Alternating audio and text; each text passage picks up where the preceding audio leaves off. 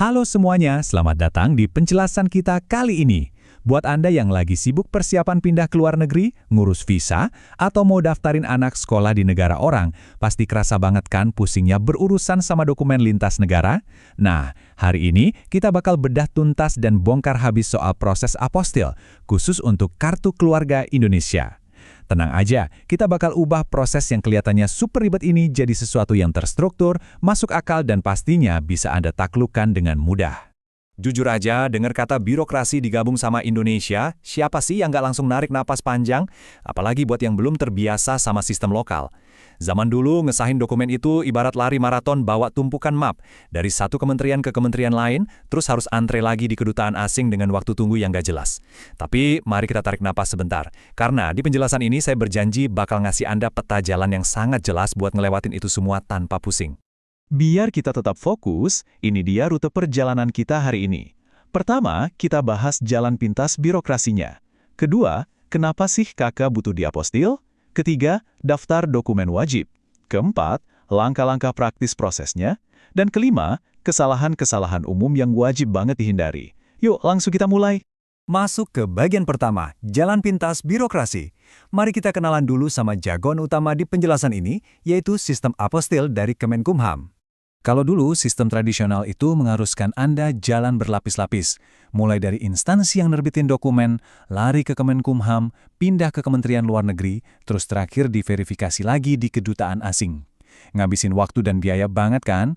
Nah, sekarang sistem baru ini melesat cepat lewat satu pintu aja di bawah Kemenkumham. Nggak perlu lagi mampir-mampir ke kedutaan kalau negara tujuan Anda emang udah mendukung sistem ini. Benar-benar dipangkas habis. Dan angka ini nih yang bikin sistem baru ini pantas disebut game changer, 125. Cuma dengan satu stiker apostil aja dari pemerintah kita, dokumen Anda langsung diakui sah di lebih dari 125 negara anggota Konvensi Den Haag. Ini mencakup hampir semua negara Eropa, Amerika Serikat, Australia, sampai Korea Selatan dan Jepang. Nggak main-main kan, betapa ini menyederhanakan banget mobilitas global keluarga Anda. Bagian kedua. Mengapa harus apostil kartu keluarga?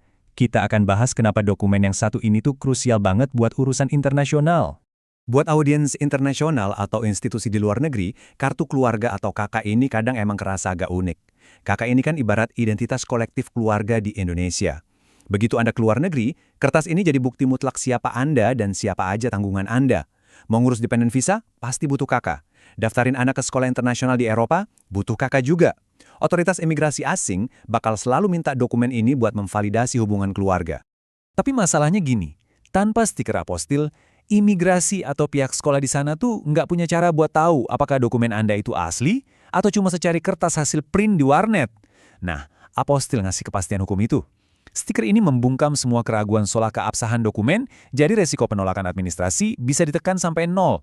Buat Anda para ekspat atau keluarga beda negara, langkah ini jatuhnya bukan sekedar pilihan lagi, tapi udah jadi kewajiban mutlak. Oke, sekarang masuk ke bagian ketiga, daftar dokumen wajib. Yuk, siapin catatan Anda. Ini dia daftar periksa tanpa basa-basi sebelum Anda buka portal pendaftaran online. Pertama, KK fisik asli terbitan Dukcapil. Kedua, identitas pemohon seperti KTP atau paspor. Ketiga, pastikan Anda punya email aktif karena semua update bakal masuk ke situ. Tapi tolong perhatikan baik-baik poin scan digital. Ini sering banget disepelein. Jangan pernah pakai foto dari kamera handphone yang miring, gelap, atau buram. Gunakan mesin scanner beneran biar file PDF atau JPEG-nya terbaca super jernih oleh sistem. Dan ini ada sedikit rahasia menarik atau insider tip buat Anda. Kalau Anda masih pakai KK versi jadul yang ada tanda tangan tinta basahnya, proses di sistem bisa jadi agak lama.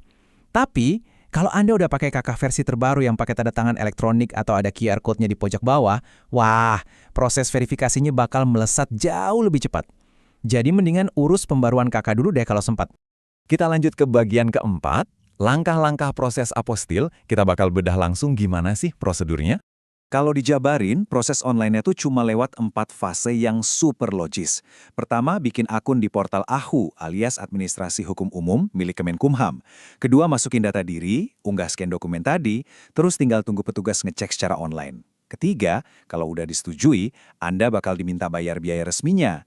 Nah, setelah pembayaran sukses, fase keempat, cetak tanda terima dan ambil stiker fisiknya. Yap, biarpun daftarnya full online, hasil akhirnya tetap stiker fisik yang bakal ditempel di dokumen asli Anda. Ngomong-ngomong soal biaya, sistem ini tuh transparan banget, nggak ada biaya siluman atau pungli.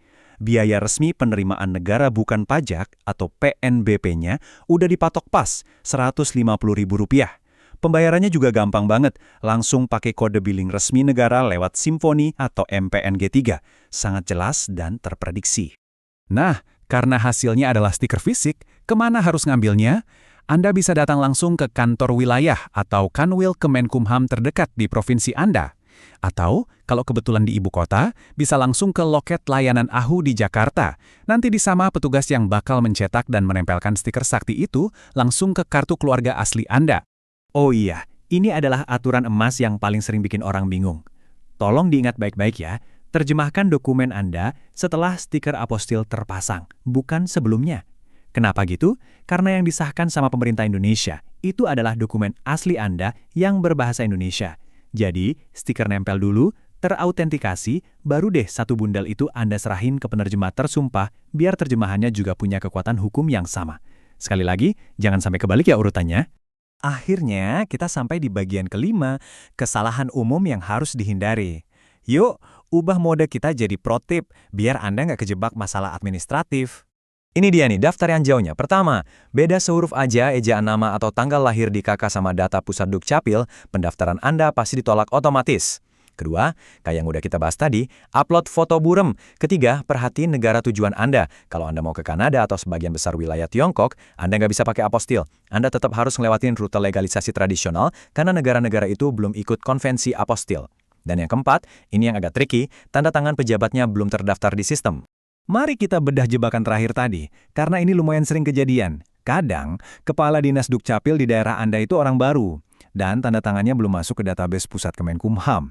Kalau Anda kena masalah ini, solusinya adalah Anda harus balik ke kantor Dukcapil setempat dan minta yang namanya surat pengantar spesimen tanda tangan. Surat ini nanti diunggah ke portal buat diverifikasi manual sama Kemenkumham. Kedengarannya emang agak bikin capek ya, tapi mending tahu dari sekarang kan, daripada frustrasi nanti. Sebagai bonus penutup, saya mau bagi satu rahasia kecil dari orang dalam. Sistem portal AHU ini ternyata punya semacam limit atau batas kuota verifikasi harian. Jadi, apa strateginya? Gampang banget. Usahakan Anda upload semua dokumen permohonan itu pagi-pagi banget. Jadilah rombongan pertama yang masuk antrian verifikasi, biar proses persetujuannya berjalan jauh lebih cepat dan nggak digeser ke hari berikutnya. Pada akhirnya, memahami proses apostil ini tuh bukan sekedar urusan ngikutin aturan hukum aja, tapi soal ngasih kendali kembali ke tangan Anda. Kalau Anda udah paham dokumen apa yang harus disiapin, tahu langkah-langkah presisinya, dan ngerti jebakan apa aja yang harus dihindari, proses birokrasi yang tadinya kelihatan serang ini tiba-tiba jadi sangat bisa ditaklukkan. Jadi, dengan peta jalan yang udah kita bedah abis-abisan hari ini, apakah Anda siap menaklukkan birokrasi dan melancarkan urusan keluarga Anda di luar negeri? Saya yakin Anda sudah sangat siap. Terima kasih sudah bergabung di penjelasan kali ini, dan semoga proses dokumen Anda berjalan super lancar ya. Sampai jumpa.